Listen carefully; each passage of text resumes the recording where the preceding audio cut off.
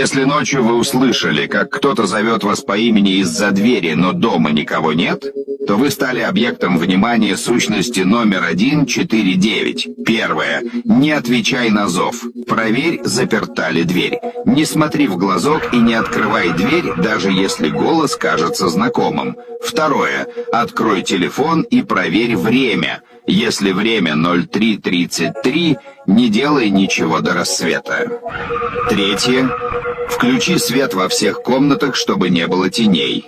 Если голос становится настойчивее, надень наушники и включи музыку. Дождись рассвета. Не открывай дверь до утра, даже если голос исчезнет.